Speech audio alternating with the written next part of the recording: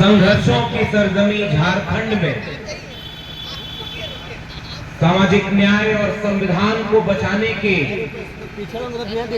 जो एकजुटता के साथ आप सब यहाँ पर संविधान बचाने की लड़ाई लड़ रहे हैं, उस लड़ाई में हम सब एक वैचारिक साथी की तरह हैं।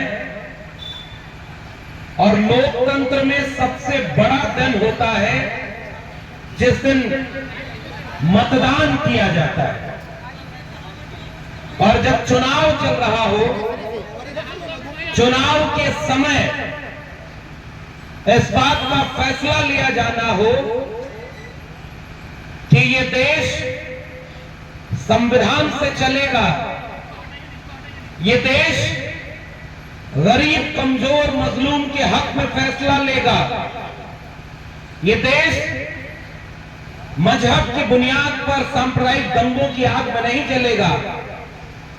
ऐसे फैसले की घड़ी में हम और आप मिल रहे हैं, तो सबसे पहले इस देश को बचाने और बनाने की लड़ाई लड़ने वाले भाकपा माले के प्रत्याशी कॉमरेड राजकुमार जी को मैं क्रांतिकारी सलाम करता हूं और आपका साथ के कि इस लड़ाई को आप लड़े और जीते, इसके लिए मैं आपके बीच में आपका समर्थन करने के लिए आया। क्योंकि जब इस बात का फैसला लिया जाना है कि ये देश सांप्रदायिक ताकतों के हाथ में जा रहा है, ये देश कुछ चंद पूंजीपतियों के हाथ में सब कुछ बेचने वालों के हाथ में जा रहा है, तो बचाने वालों को एकजुट होना इसके एक सबसे बड़ा। मौजूदा वक्त में चूंकि ये चुनावी जनसभा है, बहुत लंबी तकरीर करने का कोई बहुत मतलब नहीं है।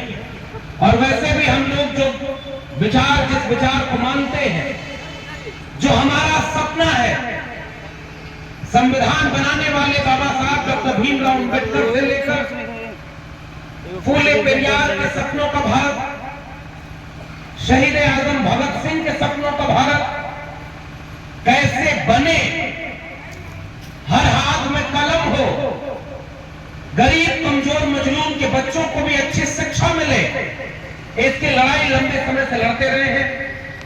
और दिल्ली में जब भी आंदोलन रहे, शिक्षा बचाने की लड़ाई रही, रोजगार के सवाल पर आंदोलन रहा हो या संविधान बचाने की लड़ाई लड़ी हो, कई बार हमने देखा है कि लाल झंडा, नीला झंडा और तमाम जो समाजवादी झंडे हैं वो एकजुट होकर के वो लड़ाई लड़ते रहे हैं। इसलिए हमारा और आपका एक वैचारिक और संघर्षों का रिश्ता पहले से ही है।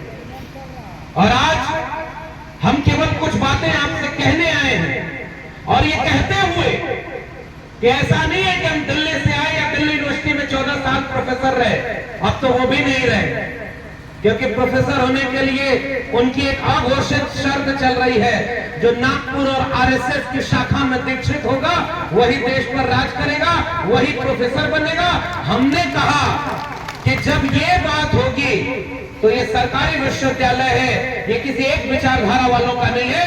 उन विचारधारा वालों के सामने न हमने कभी घुटने टेके हैं और न एक नौकरी के लिए उनके सामने कोई समझौता करने का कोई काम नहीं।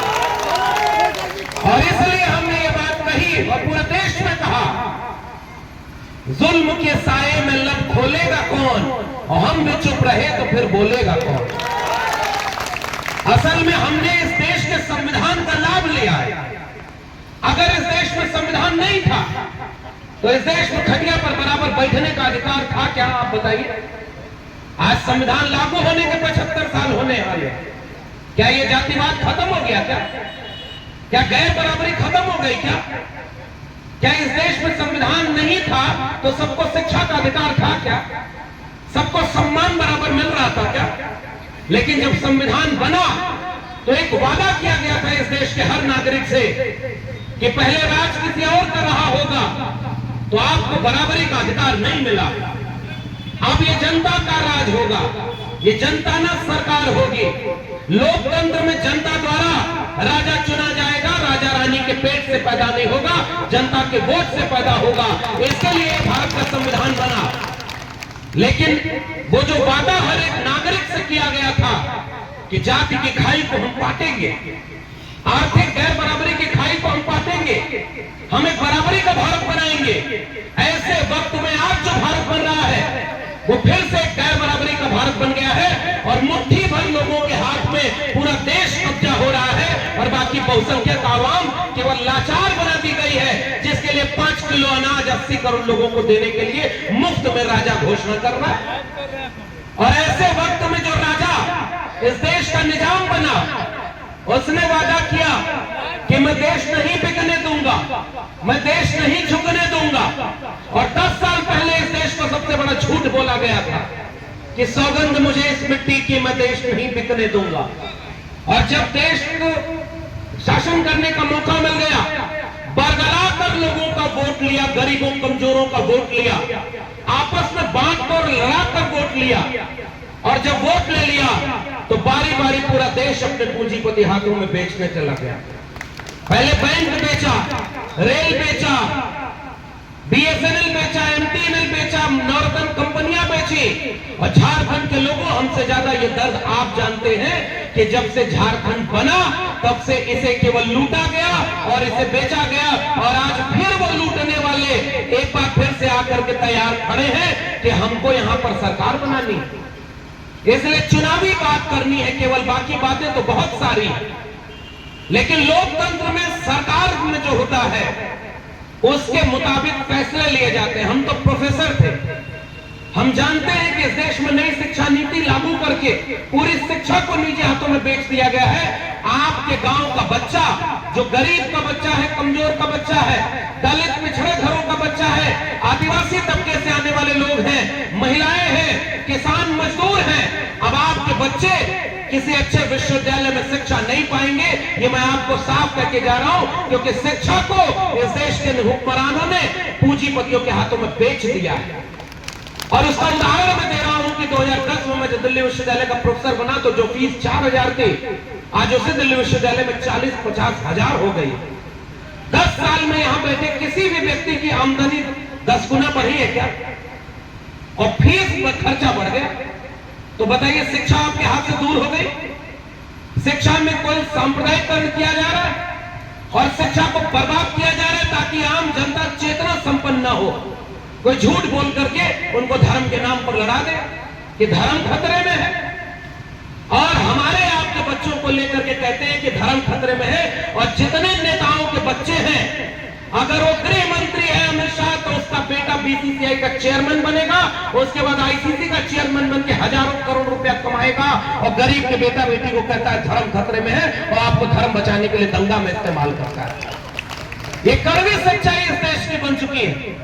इस देश में जितने नेता दिल्ली में बैठ करके देश में धर्म के नाम पर, जाति के नाम पर बांटने का काम करते हैं, उन सब के बच्चे प्राइवेट स्कूलों में, यूनिवर्सिटीज में और विदेश में पढ़ाई करते हैं। हमारे आपके घरों के बच्चों को लिए स्कूल मिला क्या? कोई यहाँ पर ढंग का सरकारी अस्पताल है क्या? तो इस देश में तो नारा लगा करता था, हम लोग समाजवादी और कम्युनिस्ट पार्टियों का भी नारा लगा करता था। मैं उस इतिहास को आपसे केवल साझा करता हूं क्योंकि आप तो संघर्षों के लोग हैं। रोटी कपड़ा सस्ती हो और दवा पढ़ाई मुफ्ती हो, उस देश का सपना देखा गया था कि रोटी और कपड़ा सस्ता होगा, दवाई और पढ़ाई मुफ्त होगी। लेकिन इस देश में बेचने वालों की सरकार ने पढ़ाई दवाई सब कुछ बेच दिया है और सब कुछ महंगा कर दिया है। और इसलिए महंगा किया कि अपने पूंजीपति देश को, दोस्त को दुनिया का दूसरा सबसे अमीर आदमी बनाकर पूरा देश उसके हाथों में बेच दिया जाए। और जब चुनाव लड़ना हो तो उसके पैसे से वो चुनाव लड़ते हैं। झारखंड में आए हैं और मैं लगातार देख रहा हूं देश के प्रधानमंत्री झारखंड में आकर के क्या कहते हैं, एससी एसटी को बांटो मत। नया नारा दे रहे हैं कि बटेंगे, तो पता नहीं क्या होंगे। वो बात तो बोलने में भी हमें शर्म आती है। इस देश के बड़े बड़े पदों पर बैठे लोग ऐसी भाषा बोलते हैं। हमारा सवाल है देश के प्रधानमंत्री से, बांटा किसने? किसने इस देश में 6000 से ज्यादा जातियां बनाई और किसने तय किया कि कौन खटिया पर बराबर बैठेगा कि कौन नहीं बैठेगा? बांटा किसने कि गरीब के बच्चे को अच्छी शिक्षा मिलेगी कि नहीं, उसको रोजगार मिलेगा कि नहीं। बांटा किसने कि 80 करोड़ लोग अनाज मुफ्त में जीने के लिए मजबूर कर दिए गए, और चंद लोगों की पूंजी कोरोना के बाद से आज तक 4 साल में कई गुना बढ़ गई। तो ये बंटवारा तो इस देश में आपने किया, तो बांटा भी तुमने। और अब बांटने वाले जब जो आपके सामने आ रहे हैं तो झूठ बोल करके कह रहे हैं कि एकजुट हो जाओ। तो हम भी वही पैगाम लेकर आए हैं, संविधान के मानने वालों एक हो जाओ, किसान कामगार कमेरा लोगों एक हो जाओ, और इस देश को लुटेरे लोगों से बचाना इस चुनाव की सबसे बड़ी जिम्मेदारी है। और मैं आपसे गुजारिश करूंगा, ये चुनाव और ये हमारी आपकी बातचीत केवल एक प्रत्याशी या एक पार्टी का सवाल अब नहीं रहा। भारतीय कम्युनिस्ट पार्टी तो चंद सीटों पर चुनाव लड़ रही है, माले के 4 प्रत्याशी। अगर ये जीतेंगे तो हक अधिकार की लड़ाई वहां लड़ेंगे, क्योंकि जब मैं आया हूं, और आप सब भी जानते हैं, झारखंड से लेकर के बिहार से लेकर के तमाम जगहों पर गैर बराबरी के खिलाफ लड़ने वाले इस लाल झंडे के लोगों का इतिहास ऐसा रहा है जिन्होंने इस गैर बराबरी के खिलाफ एक बराबरी की लड़ाई लड़ने का काम किया है। इसलिए इनको तो जिताना ही जिताना है, लेकिन बड़ी लड़ाई के लिए एक बड़ी एकजुटता बनानी है। वो एकजुटता जो गांव में इस कार्यक्रम के बाद लोगों से सवाल पूछेगी, वो सवाल पूछेगी कि गृह मंत्री अमित शाह झारखंड आके कहते हैं कि होली और दिवाली में सिलेंडर मुफ्त देंगे, बोला था कि नहीं? अभी कल या परसों का भाषण है ना। और मैं जिस प्रदेश से आता हूं, उत्तर प्रदेश से, वहां तो उसकी सरकार है, बताइए एक को होली दिवाली में सिलेंडर मुफ्त दिया क्या? तो झूठ पकड़ाया कि नहीं पकड़ाया? बिहार में आए और कहे कि जाति जनगणना तब हुई जब बीजेपी की सरकार गठबंधन में शामिल थी, इसलिए जाति जनगणना कराने की क्रेडिट किसको? हमारी। तो यूपी में, मध्य प्रदेश में, गुजरात में, राजस्थान में और पूरे देश में केंद्र सरकार में बैठी तुम्हारी सरकार है, बिहार में क्रेडिट लेने आते हो। तो बताओ आज तक तुम जाति जनगणना करा नहीं क्यों पाए? क्योंकि तुम झूठ बोलते हो और लोगों को केवल भगाने का काम करते हो। यहां के कह रहे 2500 रुपया देंगे, 2 लाख नौजवानों को रोजगार देंगे। वहां गए जम्मू कश्मीर में चुनाव लड़ने, तो गृह मंत्री ने बोला कि ईद पर सिलेंडर मुफ्त देंगे। हाय रे तुष्टीकरण की नीति, ऐसे रेवड़ी बांटोगे तो देश कैसे चलेगा? जब इस देश में जनता की सरकार ने कहा कि हम जनता के पैसे से जनता के लिए योजनाएं बनाएंगे, शिक्षा निःशुल्क हो, रोजगार के लिए काम किया जाए, तो इन्हीं बीजेपी वालों ने कहा था कि रेवड़ी बांटी जा रही थी, बोला था कि नहीं? याद है कि नहीं? तो जब आपके पैसे से 80 किलो अनाज मुफ्त में दे रहे हैं, उसको रेवड़ी कभी कहा क्या? बताओ, आपने इस देश को इतना कंगाल बना दिया कि 5 किलो अनाज में सरकार से लेकर जीना पड़ रहा है। इस देश में इसलिए किया गया है कि किसानों के लिए काला कानून बना करके उन्होंने किसानों की जमीन और किसानों की फसल सब अंबानी और अडानी के हाथों बेचने के लिए काम कर दिया था। तो इसलिए जब किसान बर्बाद तो फसल दे करके फसल का दाम नहीं मिलेगा। और झारखंड, यहाँ के लोग झूठ पकड़ते होंगे, मैं ऐसी उम्मीद करता हूं। झारखंड के तो मुख्यमंत्री को जेल में डाल दिया और इस बात को जेल में डाल दिया कि भ्रष्टाचारी, कम से कम तड़ी पार तो नहीं थे यहाँ के मुख्यमंत्री कि यहां से दर बदल करके किसी और जगह पे भेजना पड़ा हो। झूठे मुकदमे तो नहीं थे, दंगे के आरोपी तो नहीं थे। इसलिए हम एक बात कहना चाहते हैं, एक बड़ी एकजुटता के लिए इस विधानसभा के लोगों, बहुत सारे लोग आएंगे अलग अलग तरह की बात करने के लिए, लेकिन जो संघर्ष किया हो, जो संघर्ष के चलते जेल जाना पड़ा हो, जिसने यहाँ के सामंती ताकतों से लोहा लिया हो, जिसने जमीन की लड़ाई लड़ी हो, हक और अधिकार की लड़ाई लड़ी हो, अगर ऐसे संघर्षों के लोग भाकपा माले के लाल झंडे के नीचे खड़े हैं तो उस झंडे को मजबूत करना इस पूरे विधानसभा के लोगों की जिम्मेदारी होनी चाहिए, ताकि यह झूठ जनता तक जाए और जनता इस बात को समझे। झारखंड में इसलिए सरकार बनानी है कि छत्तीसगढ़ में जब से सरकार बनी, आदिवासियों का जल जंगल जमीन छीन करके अडानी के हाथों बेच दिया गया और 2.5 लाख पेड़ों को काट दिया गया है। हंसदेव के जंगलों को बचाने के लिए आदिवासी आज भी संघर्ष कर रहे हैं। उड़ीसा में सरकार बनाई और उसके बाद से उड़ीसा में केवल 2 काम हो रहा है, मैं वहां कई बार गया हूं। सांप्रदायिकता के नाम पर दंगा हो रहा है और पूरे उड़ीसा के खनिज संसाधन को फिर से पूंजीपतियों के हाथों बेचा जा रहा है। मध्य प्रदेश में उनकी ऑलरेडी एक सरकार है, बीच में बचा है झारखंड।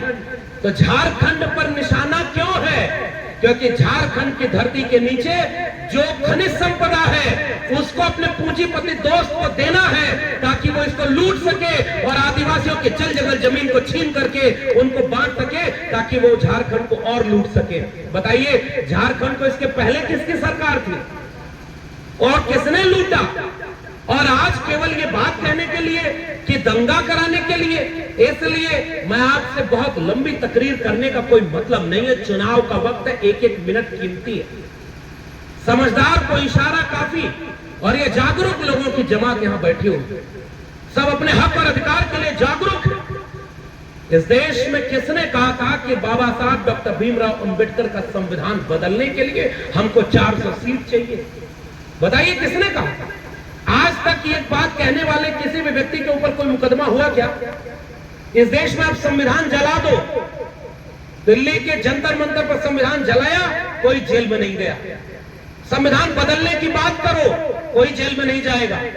ये देश बाबा साहब के संविधान से इसलिए चलेगा क्योंकि उसने सबको समानता का अधिकार दिया, सबको बराबरी का अधिकार दिया, बोलने की आजादी दी है और इंसान को इंसान के बराबर बनाने की आजादी दी है। जो संविधान को बदलना चाहते हैं वो वापस इस देश में मनुस्मृति का शासन चाहते हैं कि मुट्ठी भर लोगों के हाथ में पूरी ताकत रहे, सत्ता रहे, संसाधन रहे, जमीन का मालिकाना हक रहे, उन्हीं के पास शिक्षा रहे, उन्हीं के दोस्तों के पास पूंजी रहे और बाकी जनता केवल गरीब बनकर प्रजा रहे, भूख रहे तो उसको पेट भरने के लिए रोटी हम देते रहेंगे और बाकी आपका वोट लेकर के आपके बच्चों का भविष्य बर्बाद करेंगे। इसलिए ये लड़ाई बड़ी लड़ाई है।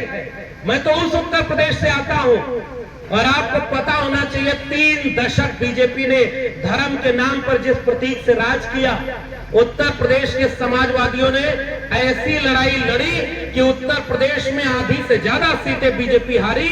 उससे बड़ी बात, अयोध्या हार गए।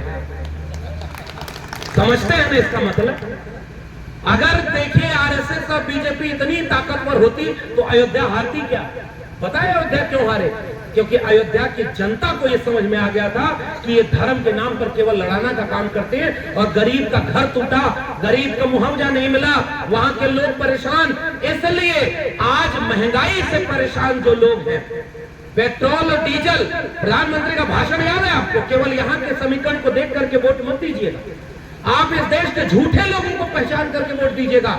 जब तक वो गुजरात के प्रधानमंत्री थे, मुख्यमंत्री और प्रधानमंत्री बनना था, कभी अपनी जाति नहीं बताई थी और बाद में आके कहने लगे कि मैं ओबीसी मां का बेटा हूं। ऐसा ओबीसी जो जाति जनगणना का विरोध करे, ऐसा ओबीसी जो मंडल कमीशन का विरोध करे, ऐसा ओबीसी जो संविधान को बदलने वालों के साथ खड़ा रहे, क्या वो सच्चे हो सकते हैं क्या? तो जब उनको फायदा लेना होता तो राष्ट्रपति की भी जाति बताते हैं। बताई थी कि नहीं? इस देश में जाति बताकर वोट कौन मांग रहा है? वो मांग रहे हैं जो कहते हैं कि जाति जनगणना नहीं होनी चाहिए। इसलिए जब तक वो गुजरात के मुख्यमंत्री थे, कहते थे रुपया गिर रहा है तो इससे केंद्र सरकार गिर रही है, बांग्लादेश का रुपया नहीं गिर रहा। आप दोनों बाएं फैलाकर भाषण सुना है नहीं आप लोगों ने? अब तो मोबाइल पर सब सुनते होंगे ना।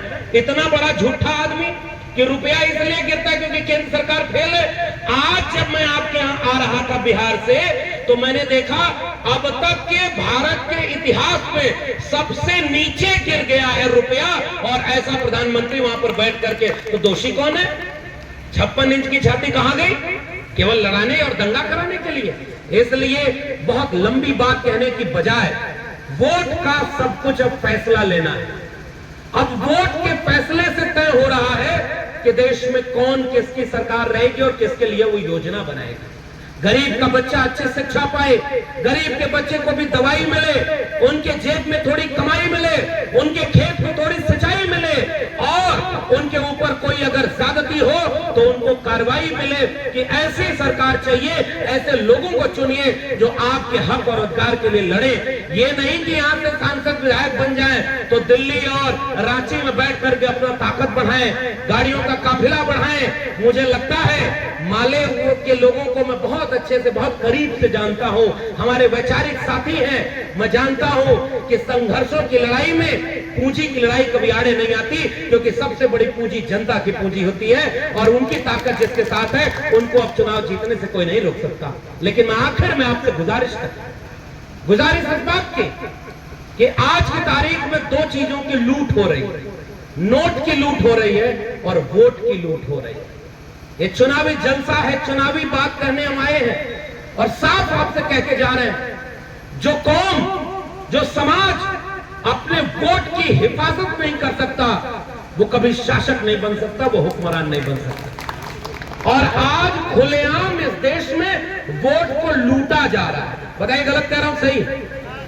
क्या मशीन को आप भरोसेमंद मानते हैं? लेकिन मजबूरी ये है कि अभी तो चुनाव मशीन से होना है, लेकिन अगर जनता की ताकत अपने वोट की हिफाजत के लिए खड़ी हो जाए तो क्या लूटने वाले डरेंगे कि नहीं डरेंगे? घोटाला करने वाले डरेंगे कि नहीं करेंगे?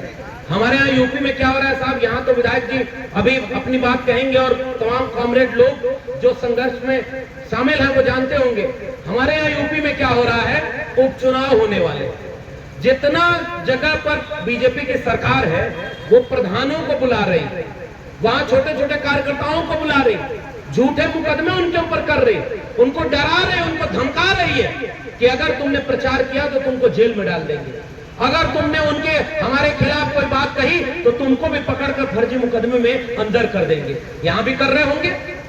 और अभी अगर उनकी सरकार बन गई, मैं जानता हूं छत्तीसगढ़ के उस इलाके में मैं गया हूं, जिस दिन सरकार बदली, भारतीय जनता पार्टी की सरकार बनी, उसके अगले दिन हसदेव का जंगल बचाने के लिए जितने आदिवासी लड़ रहे थे उन सब के घर सूरज उगने के पहले पुलिस पहुंच गई और सबको उठाकर जेल में डाला है। आप कोई हो परिचित तो वहां पता लगाइए, क्योंकि बचा है केवल झारखंड और झारखंड में फिर से उनकी सरकार बन जाएगी तो जितना इस देश में खनिज संपदा है उसको लूट करके अपने दोस्तों को दे दिया जाएगा। इसलिए सरकार बनाने के लिए राजनीति एक समय हुआ करती रही होगी कि सामने सामने से लड़ाई होती है कि भाई आपका विचार जो है आप जनता के बीच रखिए, घोषणा पत्र रखिए, आप अपना वादा करिए। लेकिन आज की राजनीति क्या हो रही है? वादा किया 2 करोड़ रोजगार देने का, वादा किया 15 लाख हर अकाउंट में देने का, नोटबंदी अभी 8 नवंबर को 8 साल पूरा हो गया, काला धन लाने का 100 दिन में एक भी वादा पूरा हुआ क्या?